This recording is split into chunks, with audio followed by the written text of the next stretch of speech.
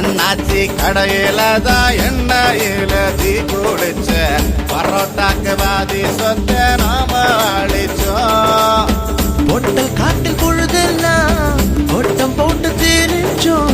வெயில தவிர வாழ்க்கையில வேற என்ன அறிஞ்சோம். வெயிலோடு விளையாடி வெயிலோடு உறவாடி வெயிலோடு மல்லு கட்டி ஆட்டம் போட்டோமே.